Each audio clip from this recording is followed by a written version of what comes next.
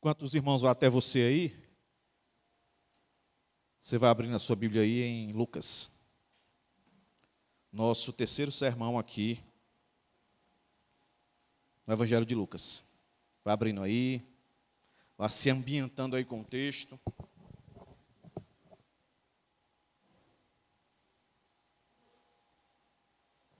Nome bom, doce a fé.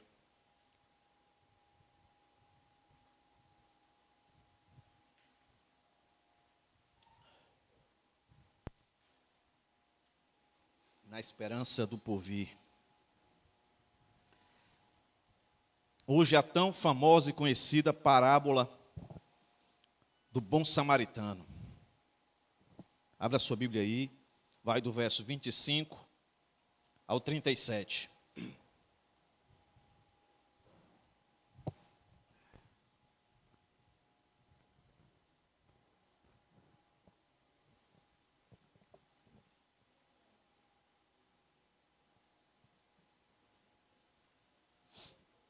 Vamos ler o texto, irmãos. Vamos ler o texto. Depois eu faço, como sempre, a minha divisão aqui, como é que eu vou explorar aqui o texto nessa noite. Então vamos lá. Essa é uma parábola exclusiva do Evangelho de Lucas. Você não vai encontrar ela nem em Mateus, nem em Marcos, tá? Nem em João. Só aqui. Então vamos lá, meus irmãos, vamos prestar atenção no texto. Quem está comigo aqui nas quartas-feiras, que nós estamos estudando um devocional sobre a importância de estudar a Bíblia, eu coloquei esse texto aqui como exemplo de alegoria. Como era que os pais da igreja, no século II, III, IV, entendiam essa passagem. E nós ali na quarta-feira percebemos que não faz sentido nenhum. E um dos princípios da importância de estudar a Bíblia é a gente chegar, de fato, no que estava na cabeça do autor quando ele escreveu certo assunto. Então, hoje aqui nós vamos fazer aquilo que eu tenho feito a minha vida toda como pastor, e estou buscando ensinar a igreja como encontrar o sentido do texto, para que depois de encontrar o sentido do texto, os significados ou as aplicações, de fato, sejam reais e verdadeiras, segundo o autor ter escrito. Então vamos aqui para esse texto.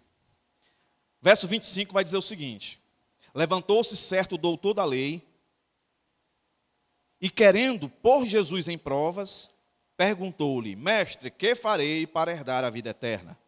Jesus lhes respondeu: o que está escrito na lei? Como lês? Respondeu-lhe o homem: amarás ao Senhor teu Deus de todo o coração, de toda a alma, de todas as tuas forças, de todo o teu entendimento, e ao teu próximo como a ti mesmo. Então Jesus lhe disse: respondeste bem, faze isto e viverás. Ele, porém, querendo justificar-se a si mesmo, disse a Jesus: e quem é o meu próximo? Respondeu-lhe Jesus: descia um homem de Jerusalém para Jericó, e caiu nas mãos dos assaltantes, os quais despojaram e, espancando, se retiraram, deixando no meio morto. Casualmente descia pelo mesmo caminho certo sacerdote, que vendo passou de largo. De igual modo também um levita chegou àquele lugar e vendo passou de largo. Mas um samaritano que ia de viagem chegou perto dele, viu, moveu-se de compaixão. Aproximando-se, atou-lhe as feridas, deitando-lhe azeite e vinho. Então, pondo sobre a sua cavalgadura, levou-o para uma hospedaria e cuidou dele. Partindo no outro dia, tirou 2 denários, deu-os ao hospedeiro e disse-lhe: cuida dele, e tudo que demais gastastes com ele, eu te pagarei quando voltar. Qual destes 3 te parece que foi o próximo daquele que caiu nas mãos dos assaltantes? Ele disse: o que usou de misericórdia para com ele. Disse Jesus: vai e faze da mesma maneira. Senhor Deus, ser propício mais uma vez conosco aqui. Que a Tua palavra possa confrontar os nossos corações e nos tirar do comodismo, para que de fato venhamos entender que essa palavra hoje, nesse dia, nessa hora, nesse momento, é para cada um de nós aqui, Senhor. Que nenhum de nós saia daqui sem ter entendido a relevância das verdades desse texto para cada uma das vidas que aqui estão. Ajuda-nos, Senhor, a sermos mais inteligentes na Tua palavra. A Tua palavra nos chama a crescer na graça e no conhecimento, para que venhamos adquirir maturidade, discernimento, para saber diferenciar quando Tu está falando e quando Tu não está falando. Quando Tu está nos guiando e quando Tu não está nos guiando. Ó Senhor, ajuda-nos, Pai. Coloque em nossos corações necessidades e desejos constantes pelo entender da Tua palavra, seja na pregação na igreja, seja na meditação devocional. Que o Senhor possa tocar os nossos corações e trazer em nossos corações o desejo de dependência, cada dia, da Tua palavra. Em nome de Jesus, que nós possamos, Senhor, aproveitar o tempo que temos, que ainda temos, a liberdade que ainda temos, Senhor, enquanto muitos lugares do mundo já não há tanta liberdade. Que nós possamos usufruir isso com alegria. Que seja prazeroso para nós estarmos diante da Tua palavra. Mesmo, Senhor, muitas das vezes ela nos ofendendo e mostrando o nosso pecado. Que nós possamos entender que isso é um privilégio, isso é sinal que o Senhor se preocupa conosco, o Senhor quer nos corrigir, o Senhor quer nos santificar, o Senhor quer que nós estejamos diante de Ti, como verdadeiros adoradores, aqueles que Te adoram em espírito e em verdade. Então fala aos nossos corações, Senhor, eu Te peço, pelos nossos pecados, nossas falhas. Ajuda-nos, Senhor. Nós dependemos de Ti, hoje e sempre. Amém. Amém. Então vamos lá, meus irmãos, eu vou dividir esse texto aqui em seis partes. 6 partes. A primeira delas, verso 25, uma pergunta ardilosa. É bem didático, tá, irmão? Não vou tirar nada assim surpreendente, não. É bem fácil mesmo de detectar. Então, uma pergunta ardilosa, verso 25. 2 perguntas, respostas, verso 26. Uma resposta e uma ordem, verso 27, verso 28. Uma pergunta exibicionista, verso 29. Uma resposta confrontadora, do verso 30 ao 35. E no verso 36, 37, nós vamos encontrar uma pergunta esclarecedora, uma resposta certa e 2 ordens claras. Então vamos lá. De trás para frente, verso 36, 37. Uma pergunta esclarecedora, uma resposta certa, 2 ordens claras. Verso 30 a 35, uma resposta confrontadora. Verso 29, uma pergunta exibicionista. Verso 27 e 28, uma resposta e uma ordem. Verso 26, 2 perguntas, respostas. E verso 25, uma pergunta ardilosa. Então vamos lá, meus irmãos. Jesus acabou de falar para os discípulos e aquela multidão que acompanhava eles, muitas coisas a respeito de se alegrar, não é?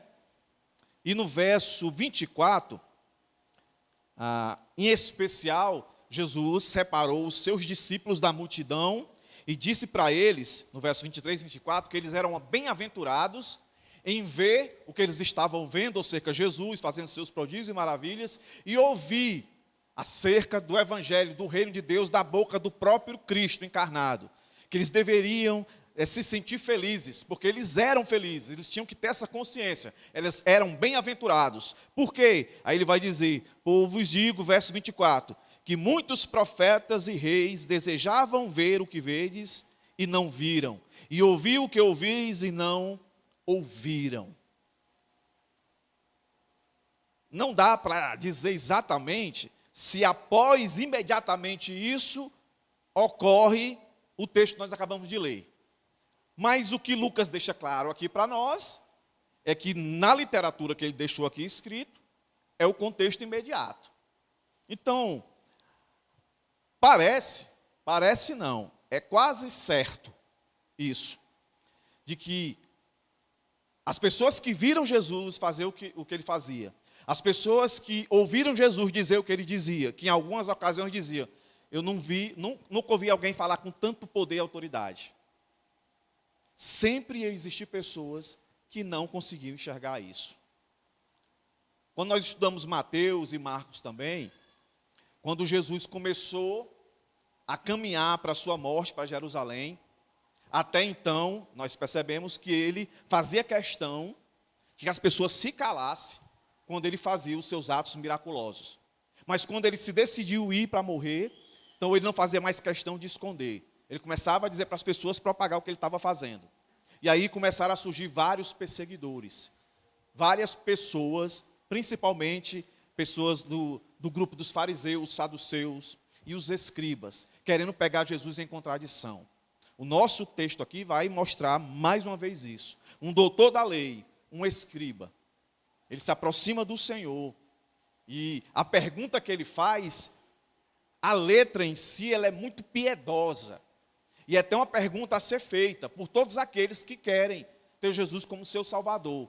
Mas em questão aqui, no coração desse doutor da lei, que é um escriba, ele quer pegar Jesus em contradição. Por isso, há uma pergunta ardilosa. O próprio texto vai dar essa ideia, ó, verso 25, daí nós vamos começar. Jesus quando nós lemos os outros evangelhos, a gente vai ver em Mateus e Marcos, Jesus já passando por esse mesmo crivo aqui. As pessoas querendo pegar, quando eu digo as pessoas, os fariseus, os saduceus, os escribas, querendo pegar Jesus em contradição, para querer condená-lo como herege. Porque aqui Jesus já se declarou que ele era Deus, que ele perdoava pecados, que era o próprio Deus encarnado, que ele era a profecia cumprida, real, que todos os profetas do Antigo Testamento tinham se referido. Ele era. Jesus não fazia, agora ele não fazia mais questão de se esconder, ele dizia, sem medo. E aqui ele está caminhando para a sua morte. Lembre-se, ele já tinha falado 2 vezes para os discípulos que ele ia morrer. E aí, verso 25 nos diz, levantou-se certo doutor. Então a ideia é que Jesus estava no meio, né, como sempre, de muita gente. De muita gente. Certamente Jesus estava discursando ali. Lucas não foca isso. O foco dele é exatamente a pergunta que vai surgir aqui.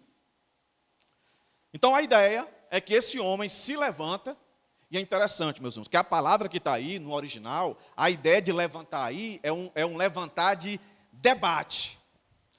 É um levantar de alguém que quer colocar alguém em prova. Por isso que o texto vai dizer isso. Ó. Levantou-se certo doutor da lei, querendo pôr Jesus em provas. Ele quer arrancar de Jesus alguma coisa que possa registrar perante todos ali que Jesus era um herege. Então ele se levanta, esse homem. Então até aqui não foi suficiente para ele ver o que Jesus fez, não foi suficiente para ele ouvir o que Jesus falou. Meus irmãos, os milagres que Jesus fez aqui, no primeiro século, João vai dizer que se colocasse todas as maravilhas que Jesus fez, o mundo não caberia os livros de registro. Então Jesus fez muita coisa. Mesmo assim, existiam pessoas que não reconheciam Jesus como Deus. E pelo contrário, perseguia. Quanto mais eles viam, quanto mais eles ouviam, mais o coração deles endurecia. E aí o texto vai nos dizer que ele faz aquela pergunta, e assim, ele é ardilosa por quê? Porque ele se coloca assim como reconhecedor da erudição de Jesus, porque ele chama de mestre. Normalmente essa terminologia era dada para os rabis, para os eruditos da época. Então ele chega, eu acho que você já deve ter visto isso no nosso mundo real. Alguém, quando está querendo demonstrar que tem mais sabedoria e conhecimento do que um professor, e ele começa com aquele ar de piedade, mas é um ar de babação, mas por trás ele quer derrubar. É o que esse cara está querendo fazer. Então ele vai e diz, mestre, olha a pergunta dele. Que farei para herdar a vida eterna? Meus irmãos, é uma pergunta maravilhosa. Que se o seu pai não é cristão, se a sua mãe não é cristã, se o seu marido, se a sua esposa, se o seu filho, se o seu primo, seu cunhado, seu amigo não é cristão, essa era a pergunta que tem que sair dos lábios dele, em ouvir uma pregação de Jesus, em ouvir uma pregação evangélica, em ouvir uma pregação evangelística, bíblica, dizer o que é que eu tenho que fazer. O que é que eu tenho que fazer? Talvez, até aqui, se alguém tivesse feito essa pergunta a você, ou a mim, certamente eu diria, se alguém me perguntasse, pastor Iranildo, o que é que eu tenho que fazer? Fazer alguma coisa, para herdar a vida eterna. A minha resposta seria, você tem que crer em Jesus e se arrepender. Essa deveria ser a resposta mais lógica. Mais lógica. Não é não? Alguém chega e faz isso? Irmão fulano, o que é que eu tenho que fazer para herdar a vida eterna, para ser salvo? A pergunta é isso. A gente responderia, crer no Senhor Jesus e se arrepende.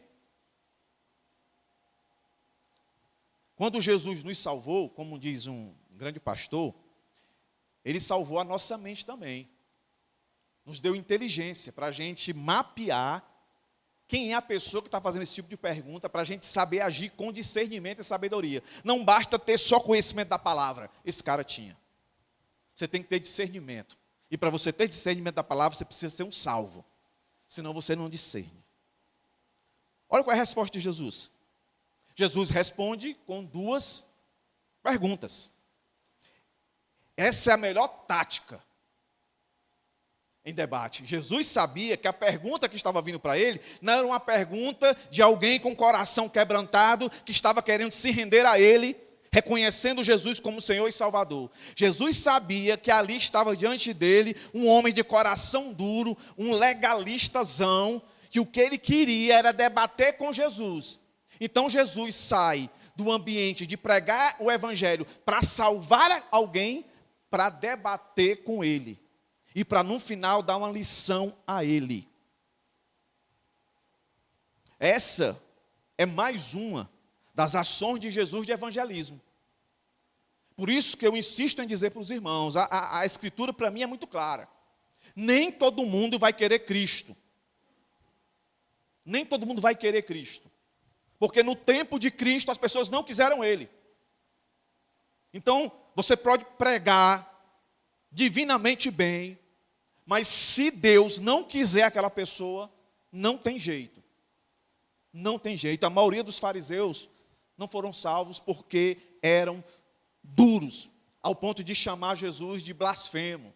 Chamar de Jesus de que o seu poder, ele vinha do império das trevas. Ele fazia o que ele fazia pelo poder de Satanás, Belzebu.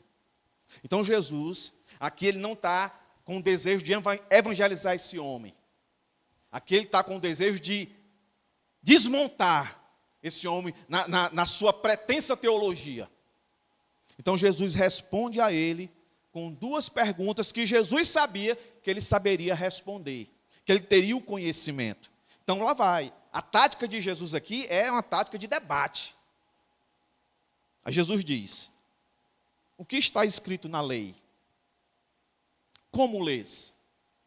Se você lembra, ou deve lembrar, quando nós passamos aquele encontro do jovem rico com Jesus. Foi mais ou menos a mesma pergunta. A mesma pergunta. Só que aquele jovem, ele não entendeu quando Jesus diz, vai, vende tudo o que tens e segue-me. Ele não entendeu. O coração dele era diferente desse homem. A maior parte dos comentaristas não sabe se depois aquele jovem se converteu. Mas esse aqui certamente que não. Aí, o homem responde, com todo o conhecimento que ele era um escriba, ele era doutor da lei. Ele conhecia o Pentateuco, os profetas, conhecia tudo. Então ele vai citar aí Deuteronômio e vai amarrar o Levítico, que são os textos que exatamente declaram isso aqui. Aí o que ele diz? A resposta dele, uma resposta certa, E depois dessa resposta vem uma ordem de Jesus. Então Jesus, o que está escrito na lei, meu amigo? Como você lê? Olha aí. Os dois passos daquilo que nós estamos estudando, como estudar a Bíblia. Você tem que observar, ler e depois interpretar. Você lê, observa e depois você vai dizer o que aquele texto está querendo dizer. Então, repito, todo texto só tem um sentido. Ele acertou. Agora, ele não acerta é a aplicação. Ele acerta o sentido, mas na aplicação ele não consegue. Porque a aplicação é fazer o texto ter relevância para você. Tem gente que acerta, o sentido é esse aqui. Compreende, mas não consegue aplicar. Ele observa bem, que foi o que ele fez, ele observou bem, e depois ele disse o que é que o texto significava, mas não se aplicou. Ele lê, ele vai dizer o texto, né? Respondeu-lhe o homem: amarás o Senhor teu Deus de todo o teu coração, de toda a tua alma, de todas as tuas forças, de todo o teu entendimento. Esse entendimento, quando você vai lá onde está escrito no Deuteronômio, não tem entendimento. Foi acrescentado pelo próprio Cristo. Ele é o autor da lei, ele que interpreta a lei, ele que diz como ela funciona. E ele não tinha noção, né? Quem estava diante dele ali era o autor da lei, da qual ele era doutor. Então estava ali quem? Mal ele sabia. Então Jesus responde quando ele declara isso. Que a pergunta foi: o que está escrito? Como você lê? Aí ele foi citou. Aí Jesus diz o quê? Verso 28. Vai dar uma ordem para ele, ó. Respondeste bem, acertou. Faze isto e viverás. Faze isto e viverás. Qual foi a pergunta dele? Volta lá. A pergunta dele: que farei para herdar a vida eterna? Então Jesus respondeu aqui para ele, ó. O que é que eu tenho que fazer para ganhar a vida eterna? Aí Jesus diz para ele, ó: faz o que está escrito, que você acabou de ler, e viverás, e terá a vida eterna. Então o que é que ele tinha que fazer? Ele tinha que amar a Deus sobre todas as coisas e amar o próximo. Pronto, meus irmãos. Se parasse aqui, Jesus já tinha respondido para esse homem, ia deixar ele lá pensando, e ele tinha que dar uma resposta a Jesus. Ele tinha que dizer alguma coisa, né? Ele tinha que dizer: eu faço isso aí, ou eu não faço isso aí. Não. O texto vai continuar e vai dizer para a gente que o debate vai começar a mudar. Até então, a coisa estava indo na perspectiva do doutor da lei. Agora a coisa vai começar a mudar. Agora Jesus vai tomar a frente desse debate e vai confrontar esse homem. Por quê? Porque ele faz uma segunda pergunta. Mas aí, segunda pergunta desse homem aí, que eu chamo de uma pergunta exibicionista. Olha aí, por que eu vou dizer isso? Por causa dessa palavra aqui, ó. Verso 29. Ele, porém, querendo justificar-se, declarar que era justo, e a ideia é, pela pergunta que ele faz, ó: e quem é o meu próximo? Então a ideia parece, que o texto está querendo dizer, é que ele, com essa pergunta, está dizendo assim: na primeira parte eu sou fiel a Deus, eu amo a Deus, eu cumpro as coisas bem direitinho.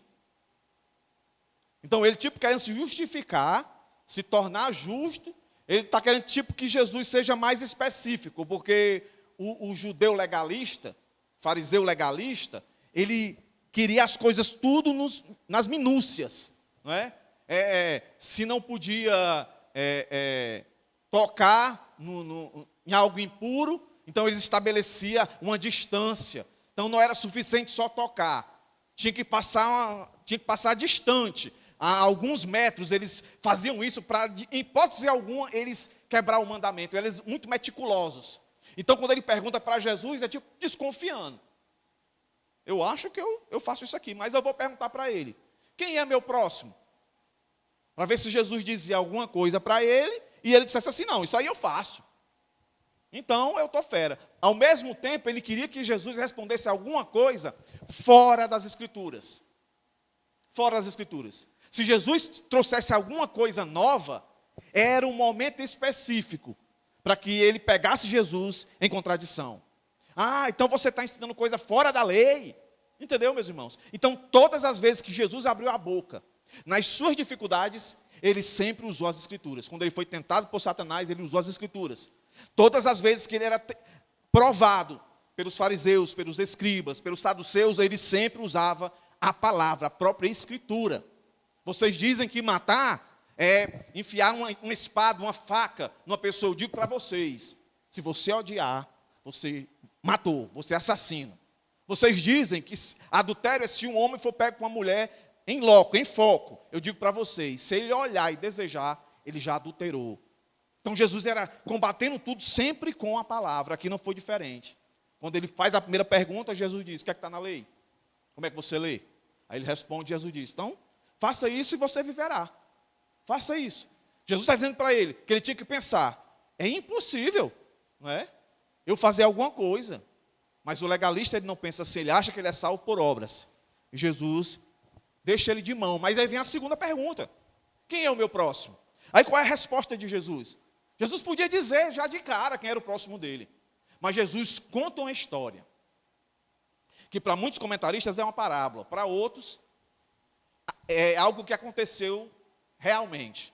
Mas eu vou ficar com a maioria que diz que aqui é uma parábola. Mas o ponto é esse, meus irmãos.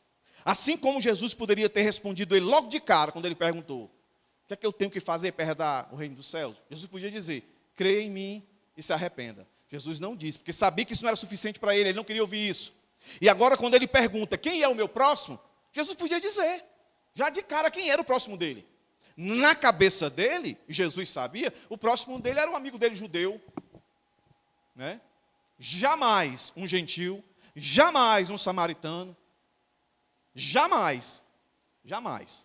Mas Jesus responde como? Contando uma história. E é nessa história que Jesus muda o foco da coisa. Olha aí como é impressionante o que Jesus vai fazer aqui, meus irmãos. Quem é o meu próximo? Respondeu-lhe Jesus. Começa a contar uma história. Pensa aí. Jesus começa a desenrolar um diálogo com esse homem, narrando uma história, né? Então, antes de eu contar essa história aqui, vamos entender o contexto aqui, local dessa história. Porque Jesus vai começar dizendo que um homem descia de Jerusalém para Jericó. Se você, por curiosidade, quiser fazer isso, chega lá na sua casa, vai lá no Google e bota lá: Jerusalém para Jericó. Aí você vai ver que Jerusalém fica num lugar muito alto, né, acima do nível do mar, e Jericó bem mais baixo do nível do mar. Então, é como se Jericó fosse, Jerusalém fosse aqui no púlpito, e Jericó fosse aí embaixo, aí, onde vocês estão. Beleza? Fosse aí. Então, era um caminho conhecido como um caminho muito perigoso. Sempre tinha, era uma, como é que eu posso dizer, como se fosse uma viela, né, que ia descendo, descendo, descendo, muito perigosa, cheio de abismo de um lado para outro, e muitas pedras rochosas, que dava ideia de cavernas. E acontecia muito assalto ali, das pessoas que vinham de Jerusalém descendo para Jericó. Era conhecida como um trecho perigoso, não é? Por que eu estou dizendo isso? Para você entender, né, certas coisas da parábola. Então, os personagens que vão estar sendo citados aqui, o sacerdote, o levita e o samaritano, eles vêm de Jerusalém. E eles vão passar por essa situação. E o próprio indivíduo, né? Alguns comentaristas dizem que ele foi presunçoso em ir em um horário onde que a maioria das pessoas não passaria, porque sabia que certamente seria assaltado ou sofreria alguma coisa. Ou seja, ele não foi cuidadoso, esse homem. Mas o que nos importa não é isso. Então vamos para o texto. Depois de dar essa pequena consideração aí. Então vamos lá. Jesus começa a declarar a história respondendo à pergunta do doutor da lei, o escriba. Ele começa a dizer: descia um homem de Jerusalém para Jericó e caiu nas mãos dos assaltantes, os quais despojaram e, espancando, se retiraram, deixando meio morto. Casualmente descia pelo mesmo caminho certo sacerdote, que vendo passou de largo. De igual modo também um levita, que chegou àquele lugar e vendo passou de largo. Mas um samaritano que ia de viagem, chegou perto dele, viu, moveu-se de compaixão. Aproximando-se, atou-lhe as feridas, deitando azeite e vinho, então pondo sobre a sua cavalgadura, seu jumento, levou-o para uma hospedaria e cuidou dele. Partindo no outro dia, tirou 2 denários, deu-os ao hospedeiro e disse-lhe: cuida dele, e tudo o que demais gastares com ele, te pagarei quando voltar.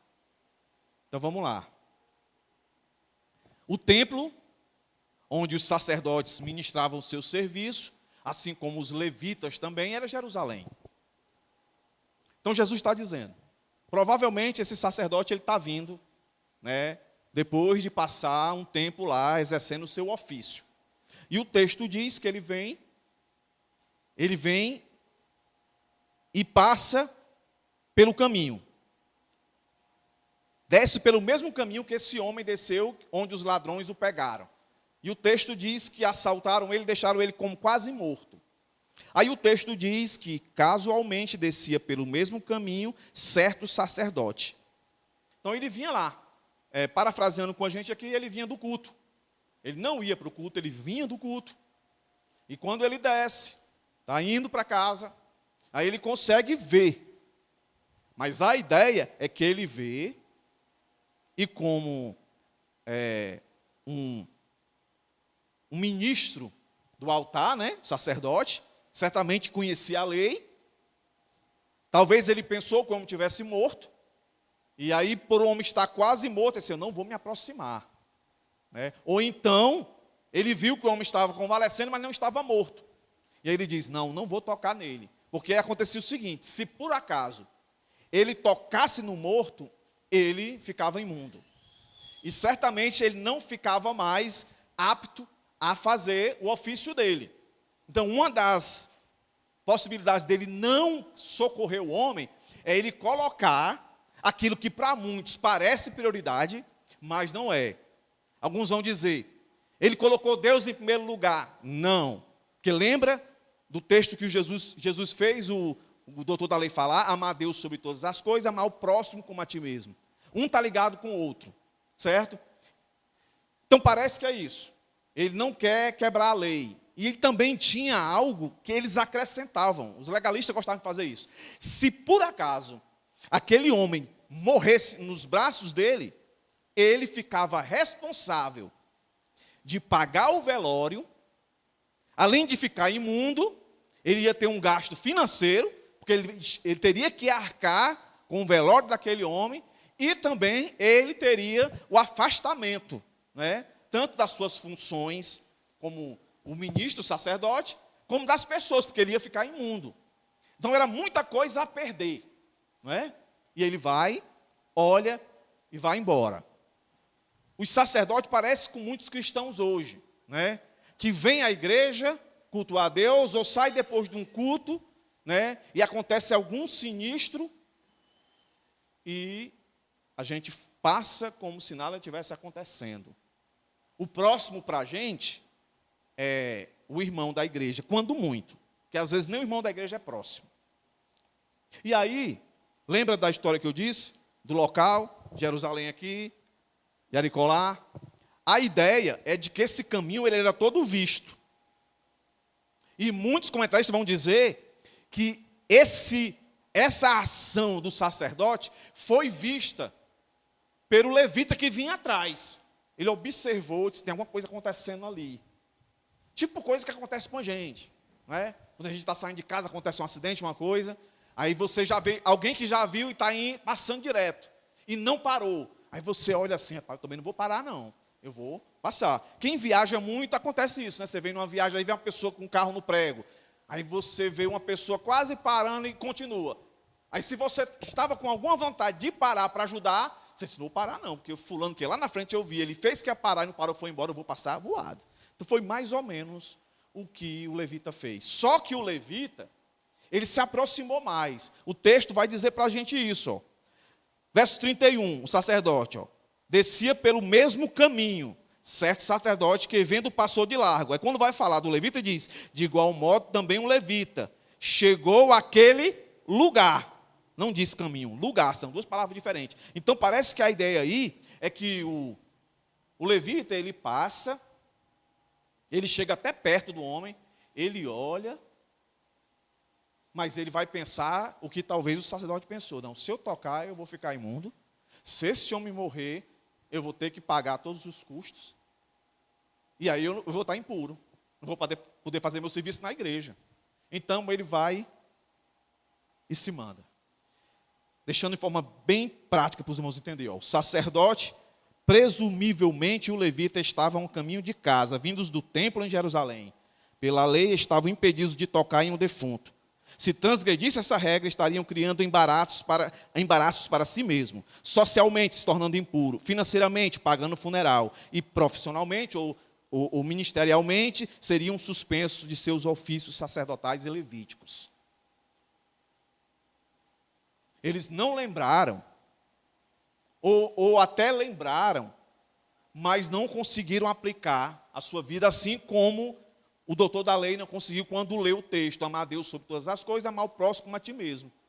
Certamente eles conheciam esse texto, mas eles achavam que o que eles faziam, segundo a lei, estava acima da pessoa.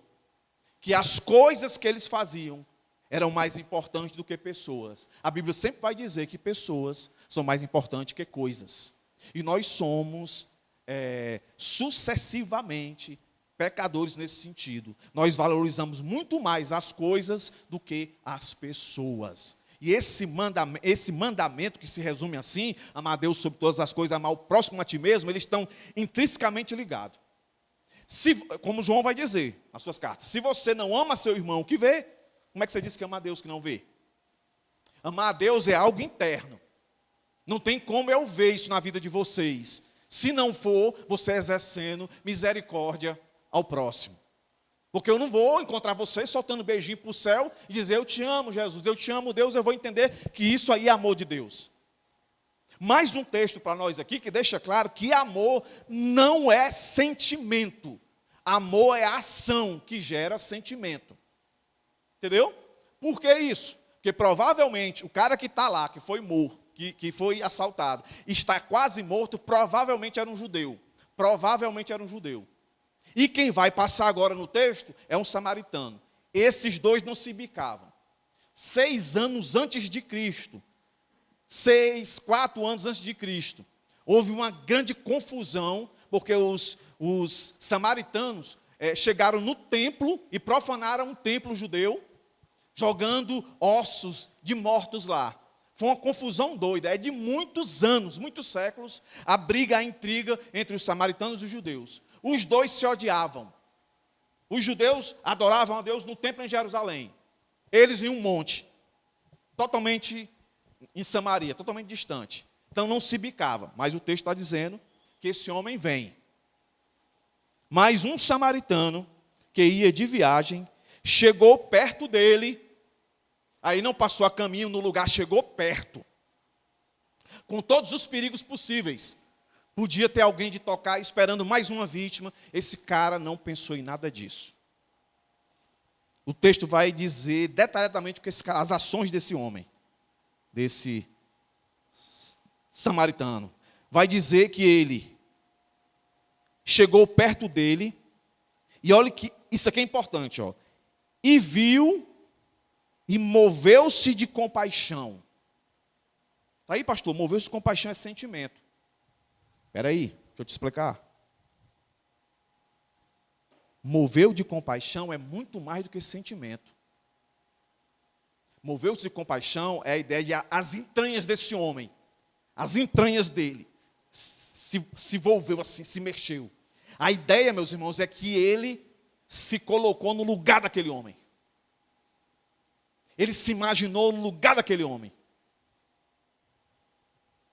Se a gente não tiver isso, o máximo que a gente vai sentir pela pessoa é pena. E é de fazer pena sentir pena. A Bíblia não nos chama a sentir pena das pessoas, mas a sentir compaixão, que as nossas entranhas se movam. O mais perto disso é quando a gente vê alguém próximo da gente, da família da gente, sofrendo. Você já deve ter assistido vários filmes aí, de pai, de mãe, que tiram a parte do corpo, de um órgão, para dar ao filho, para dar à filha, para dar à mãe, para dar ao pai, para sobreviver. Não é simplesmente um sentimento. É a pessoa sentir a dor da outra. Os dois religiosos passaram, foi longe. Eles estavam presos ao seu serviço. Estavam presos às coisas que eles faziam. Não fazia sentido para eles amar a Deus sobre todas as coisas e amar o próximo. Não tinha link para eles. E esse samaritano fez o link. Ele entendeu isso. Aí o texto diz que ele vai. Olha o que esse homem vai fazer. Ó. Aproxima-se e atou-lhe as feridas, deitando-lhe azeite e vinho. A ideia do azeite era como se fosse uma pomada.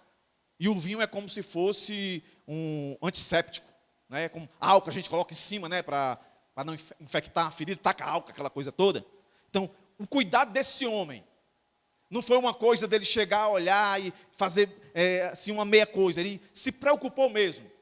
Ele deu o seu tempo, ele se aproxima e para. A vida dele naquele momento está à disposição daquele homem que ele não sabe nem quem é, que ele não conhece. Aí, mais uma vez, fica muito claro para nós que esse homem não foi movido por sentimento, porque ele não sentia nada por aquele homem. Não sabia nem quem era, como era o nome dele. Foi por compaixão. Ele viu uma pessoa necessitada e se viu como aquela pessoa. Então ele faz aquilo que ele queria que fizesse por ele se ele estivesse naquela situação. Então ele vai, coloca os remédios nele lá, então, pondo sobre a sua cavalgadura ou seu jumento, ele coloca lá em cima. Ele podia fazer 1000 outras coisas. Ele disse, já fiz até aqui, já fiz muito. Então vou deixar ele aqui escondidinho, e onde eu chegar lá, eu mando alguém vir buscar ele. Não, meus irmãos. Ele continuou, pegou esse homem com cuidado, colocou em cima do seu animal e levou para uma hospedaria. Aí ele deixa lá e vai embora? Não, o que é que o texto vai dizer? Cuidou dele. Cuidou dele. Deu atenção àquele homem. Você sabia que uma das maiores ajudas que nós podemos fazer ao nosso próximo é dar atenção a ele. É ouvi-lo. A gente gosta muito de falar. Mas quem já foi num psiquiatra ou num psicólogo, não é? Lá o psiquiatra ou o psicólogo, ele fica só ouvindo você. Fale. Aí você faz uma sessão de 1 hora, você sai tão alegre. Nós cristãos, parece que a gente nunca teve essa habilidade. O culto começa às 6, o cara chega 10 para as 6. O culto termina às 7h30. 7h30, amém, o caba vai embora. Não dá tempo, não conversa. A gente tem uma dificuldade muito grande de perguntar se as pessoas vão bem. E quando as pessoas são sinceras e diz não, a gente não está preparado para essa resposta. Eu sempre conto essa história. Chegando no seminário, um monte de mesa, um monte de seminarista, aí eu chego dizendo, ei, beleza, pessoal, tudo bem. Um dia, eu venho todo feliz da vida, como sempre fazia, eu digo, tudo bem, quando eu disse, tudo bem, meu irmão? Aí um foi dizer sempre para mim, tá não, professor. Pronto, quando ele disse, tá não, professor, eu não tinha outra coisa a fazer, não era? Do que dizer, o que é que você tem? Isso implica que agora eu tenho que ouvi-lo e de alguma maneira ajudá-lo. A gente é difícil, não é? O que é que esse texto quer dizer para a gente, na pessoa desse cara? Como é que está o nosso cristianismo, hein, pessoal? Como é que está a nossa vida de cristão? Será que a gente tem dado mais valor às coisas do que às pessoas? E às coisas nossas do que às pessoas? E o texto continua, ó. E não foi um tempinho, não. Foi um tempão, porque o verso 35 vai dizer, ó, partindo no outro dia. No outro dia. Então, o cara ficou com ele a noite todinha. No outro dia ele levanta, tirou 2 denários, que era a ideia de 2 dias de serviço. Então faça a conta aí, salário mínimo, divida aí por 2, era mais ou menos isso aí. E aí ele vai e diz para o dono da hospedaria, que provavelmente era judeu, porque ele não ia receber outra pessoa para cuidar se não fosse um judeu. Não é? Recebeu do samaritano, porque, enfim, o samaritano estava fazendo algo que eles não costumam fazer. Não é? Por que Jesus não fez o contrário? Por que Jesus não botou um judeu em vez do samaritano e colocou um samaritano lá como o dificultoso? Calma aí, você vai já entender. Jesus é sábio. Sábio. E aí o texto continua e diz que ele disse para o homem, ó, cuida dele. E se precisar mais de alguma coisa que tenha custo, olha aí, meus irmãos. Quando eu voltar, eu fecho a conta. Eu fecho a conta. Jesus contou essa história para o doutor da lei. A resposta de Jesus para a pergunta dele qual foi? Qual foi a pergunta dele, meus irmãos? Olha lá. Agora vocês vão entender como Jesus usou essa ilustração, essa parábola, para mudar o sentido da pergunta que esse doutor fez. Qual é a pergunta que ele fez? Está lá no verso 29. E quem é o meu próximo? Então, na cabeça do judeu, do doutor da lei lá, do escriba, quando ele escuta isso daí, eu acho que a lógica, e como ele era um cara entendido, ele ia dizer, essa história aí, então, o que Jesus está querendo dizer é que o meu próximo é aquele que está com necessidade. É ele que é meu próximo. Porque é essa resposta que exige a pergunta que foi feita. Quem é o meu próximo? Aí contou a história. Quem foi o próximo do samaritano ali? Foi o cara que estava doente. Mas só que Jesus muda. Jesus podia já dizer, com essa história eu digo para você quem é o próximo. O próximo é aquele que está perto de você, precisando de necessidade. Não é assim que Jesus responde. Olha aí, Aí vem a pergunta confrontadora aí, Ou vem uma pergunta esclarecedora. Jesus diz assim, Jesus vai esquecer o quase morto e vai focar em quem? Nos 3 indivíduos em questão, o sacerdote, o levita e o samaritano. Olha como é a pergunta de Jesus aí, Qual destes 3 te parece que foi o próximo daquele que caiu nas mãos dos assaltantes? Você percebe que a pergunta de Jesus trocou? Volta lá e olha para a pergunta dele, 27. 29. E quem é o meu próximo? E quem é o meu próximo? Aí a pergunta de Jesus. Qual destes 3 te parece que foi o próximo daquele que caiu? Então, imagina aí, né? Está aqui o sacerdote, está aqui o levita, está aqui o samaritano. E está lá o homem caído. Quem é meu próximo? Pela pergunta do cara, é aquele que está com necessidade. Mas Jesus agora coloca para ele assim: do sacerdote, do levita e do samaritano, quem foi que foi o próximo do homem? O que Jesus está querendo fazer aqui? Lembra que eu disse? Jesus nunca usou o argumento que muita gente usa hoje, de falar palavras doces e açucaradas, de não mostrar dificuldade para quem entra no reino, só colocar coisa boa, só bônus. Vem para Jesus que a tua vida vai mudar. É zero de confronto. Há uns anos atrás, uma irmã que era da igreja, foi visitar uma igreja, e a colega disse, vamos lá visitar a minha igreja que tu vai ver, a minha igreja é muito boa. Lá o pastor proibiu falar de pecado, porque falar de pecado, confrontar as pessoas, esvazia a igreja. Ele não fala de pecado, ele fala da eternidade com o Senhor, que Deus cura, tal e tal e tal e tal. Esse é o evangelho para muitas pessoas. Isso nunca foi registrado nos lábios de Jesus e nem dos seus apóstolos. O evangelho sempre foi confronto. Parou para pensar? Jesus pega uma pergunta tão simples de responder, e Jesus inverte ela, e diz que o maior problema é ele. É ele que tem problema. Sempre esteve do lado dele pessoas necessitadas. Agora, ele nunca se apercebeu da necessidade das pessoas. Aí Jesus, para dar um soco assim de argumento na cara dele, Jesus pega o maior rival e inimigo dele, o samaritano, para dizer assim, quem vocês odeiam, quem vocês discriminam, quem vocês fecham as portas para a eternidade, eles cumprem o que a Bíblia ensina. E você não. Você está perguntando quem é o próximo? A pergunta deveria ser, Senhor, o que é que eu faço para de fato amar meu próximo? Que aí não está mais se tratando de salvação, mas sim de uma ação, de ajuda. Por isso Jesus faz isso. Qual desses três te parece que foi o próximo daquele? Qual desses três? Ele teria que, se ele fosse honesto 100%, ele teria que responder o quê? O samaritano. O samaritano. Mas ele não responde isso. Ele não diz o nome.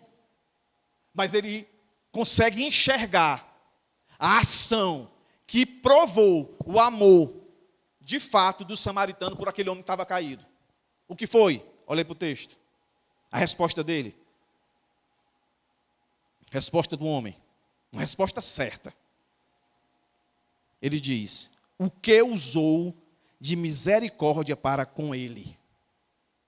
O que usou de compaixão? Repito mais uma vez. O samaritano estava indo cumprir aquilo que era comum na sua vida diária. Era um homem de negócios. Certamente estava pensando o que queria ganhar, como é que ele ia fazer o negócio dele e tal e tal. E ele passa e vê um desconhecido. Ele não tem nenhum tipo de sentimento por aquele homem. Mas o que brota nele é uma sensação de compaixão, da qual ele se coloca no lugar daquele homem. Você já percebeu? Eu já falei isso aqui, vou lembrar de novo, eu fico lembrando. Aqui na nossa igreja, ela não tem subida para cadeirante. Percebeu? Não tem. Mas se Deus o livre, algum de nós sofrêssemos um acidente e ficássemos necessitados de uma cadeira de roda, se fosse eu, fosse você, certamente nós íamos ficar muito mais sensível para fazer. Porque agora a gente sente a necessidade. Não é um sentimento. A gente sente a necessidade, é racional. Tem que ter, porque vai melhorar a situação para aquela pessoa. Meus irmãos, amor é isso. Amor não é você sentir pena por uma pessoa. Amor não é você abraçar e beijar. Isso é bom, isso é gostoso. Isso é demonstração de afinidade, né, que você gosta. Amor, e mais na frente o Senhor vai dizer que amor é para você fazer até com os inimigos. A turma que te persegue. Então a Bíblia vai dizer assim, ó, não faça o mal, mas ela não para. Ela diz, faça o bem. Não roube, vá trabalhar. Entendeu? A segunda parte é sempre difícil para a gente. Nós pecamos pela omissão. O maior pecado das pessoas que ofende esses dois principais mandamentos é a omissão. Não existe coisa mais errada do mundo, antibíblica, do que você dizer assim, ó, eu ajudei a pessoa porque eu senti de Deus. Não precisa sentir, é para ajudar. Seja quem for. Quem é o teu próximo, então? O que é que Jesus está querendo dizer? O problema é você, não são os próximos, não, porque eles estão sempre aí. É uma pergunta imbecil você perguntar, quem é o meu próximo? É só você abrir o olho, está aí, ó, ao seu lado aí. O que você deveria perguntar, Senhor, eu quero ter compaixão pelo próximo. Eu quero ter atenção pelo próximo. Eu quero valorizar mais as pessoas do que as coisas. É isso que Jesus está querendo dizer aqui. E ele vai terminar dando ordem para esse cara. E uma ordem dobrada. Né? Porque ele vai dizer assim, ó, vai e faz da mesma maneira. O que Jesus está querendo dizer aqui, em todo um contexto, quando ele fala de salvação. A gente sabe que para ser salvo é graça. É graça, é graça, é graça, é graça, é graça. A gente não faz nada, é Deus que salva a gente. Agora, depois que Deus salva, como diz lá em Efésios, ele tem obras preparadas para a gente andar. E uma das obras é amar o próximo. E amar o próximo, repito, meus irmãos, não é soltar beijinho, mandar cartinha cheirosa. Entendeu? É como o Tiago diz, mostra a tua fé sem obra, que eu mostro a minha obra. Ele não está querendo dizer que ele faz aquilo para se salvar. Ele está querendo dizer que quem é salvo tem prazer em fazer isso.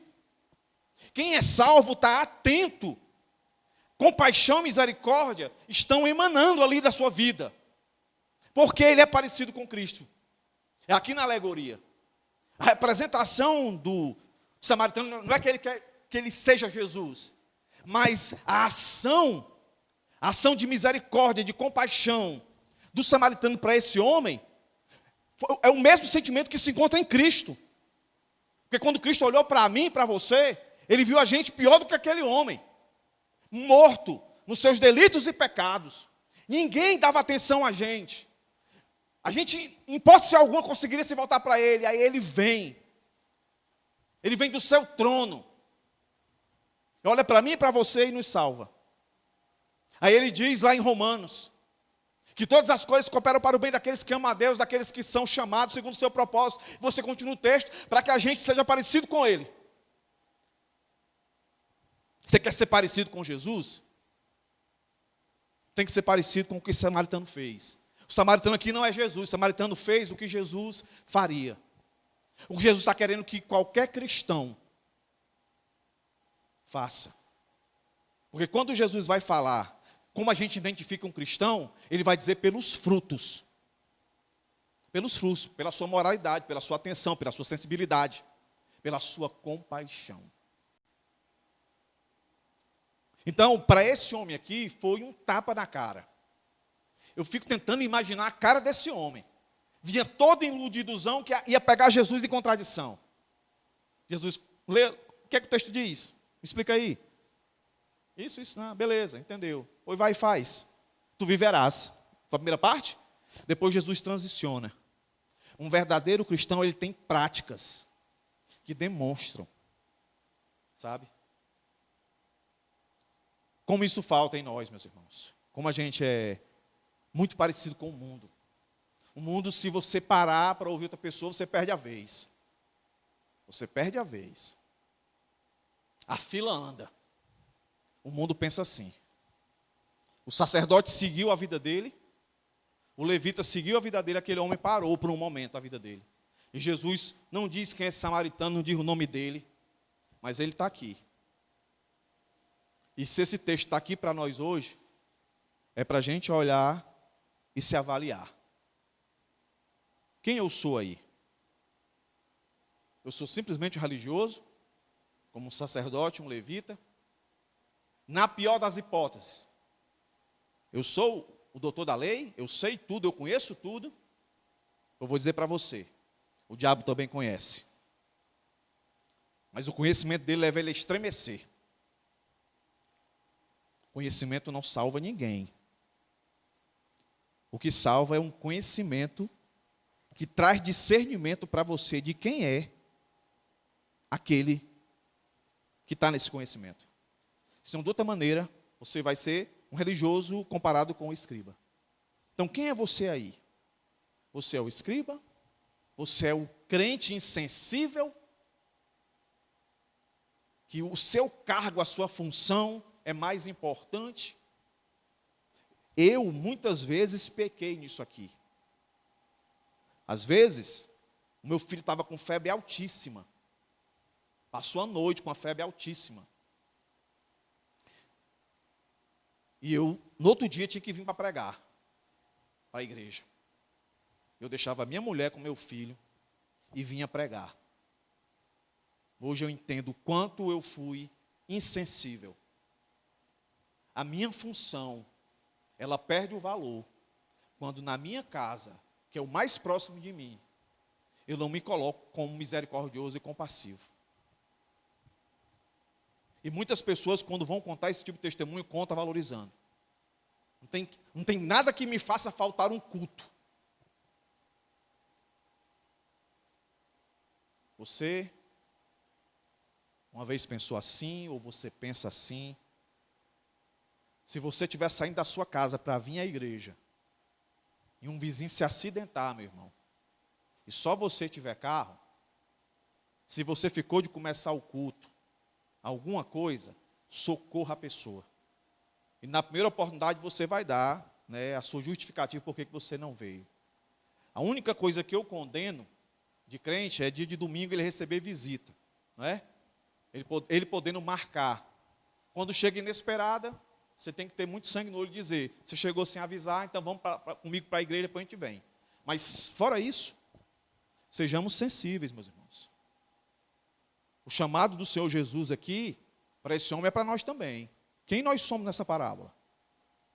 Somos o samaritano, que abrimos mão do nosso conforto, do nosso projeto, do nosso plano, para se dedicar a uma pessoa com necessidade? Quantas vezes você leu a Bíblia? Quantas vezes você veio à igreja pensando assim: Senhor, me ajuda a ser bênção para alguma pessoa lá na igreja. Ajude-me, Senhor, a ser sensível. E essa sensibilidade me levar a ter compaixão daqueles irmãos que estão próximos de mim. A Bíblia vai dizer, se a gente não consegue ter compaixão, ajudar aqueles que estão próximos de nós somos piores do que os ímpios. Então hoje daqui você vai sair entendendo o seguinte: a minha vida de cristianismo, a minha vida de crente, ela não pode estar desassociada dos dois principais mandamentos: amar a Deus sobre todas as coisas e amar o próximo como a ti mesmo. Uma é a ideia interna, o seu amor com Deus, não tem como ninguém ver. Aí como é que você externa isso? É quando você mostra o seu amor pelo próximo. E como é que você mostra o seu amor pelo próximo? Como o samaritano fez. Às vezes gastando dinheiro, às vezes gastando tempo, às vezes gastando dias em prol daquela pessoa. Por isso, meus irmãos, que ser salvo é pela graça, e precisávamos do poder do Espírito Santo para nos sustentar nessa caminhada. Quando o Senhor Jesus diz que colocou obras para a gente andar, Ele deixou o Espírito Santo Consolador para nos ajudar, porque senão a gente não conseguiria. Então nós não temos desculpa. Quanto mais você ler a Bíblia, quanto mais você estudar a Bíblia, mais sensível você vai estar para saber identificar quem é o próximo que necessita da sua compaixão e quem é o mala. Aqueles que se fazem de vítima para quererem ser ajudados. A palavra de Deus, a comunhão com a palavra de Deus vai te dar discernimento para você saber sentir misericórdia de quem precisa de misericórdia e de quem não precisa de misericórdia, precisa de confronto. Por isso a necessidade, meus irmãos, de debruçarmos sobre a palavra de Deus e entender que isso aqui que foi pregado hoje, um domingo, é para cada um de vocês. O meu desejo é que o Espírito Santo fique martelando na sua cabeça. Quem sou eu nessa parábola? Quem sou eu? Eu sou samaritano? Eu sou levita? Eu sou sacerdote? Ou eu sou doutor da lei? Independente de quem você seja aqui. Se arrependa. Se arrependa para a salvação. Se arrependa de viver uma vida que não condiz com aquilo que você foi chamado. Com quem você é, um salvo na pessoa de Cristo. Amém. Vamos ficar de pé, irmãos. Só para encerrar, que eu anotei aqui, não vou deixar de falar.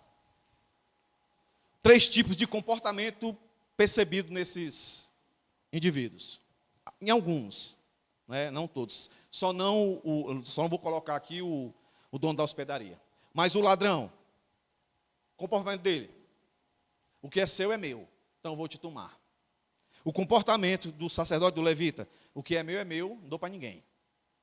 O comportamento do samaritano: o que é meu é teu. Essa matemática, para o mundo, é diminuir. Mas, no mundo celestial, ou no mundo espiritual, melhor dizendo, no reino de Deus, não tem nem como dimensionar. Eu não vou dizer que é somar e nem multiplicar, é muito mais do que isso. Deve gerar, né, uma atenção de Deus e dizer: fiel e obediente. Tem compaixão por outros, assim como eu tive por ele. Que Deus tenha misericórdia de nós, meus irmãos, e nos ajude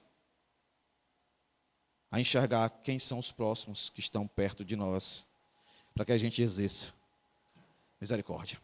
Vamos orar. Senhor, muito obrigado por essa noite. Que a Tua palavra tenha nos exortado, nos confrontado e nos edificado, Senhor, eu te peço. Ajuda-nos, Senhor, a viver como verdadeiros cristãos. Que venhamos valorizar as pessoas em detrimento às coisas. Ajuda-nos, Senhor.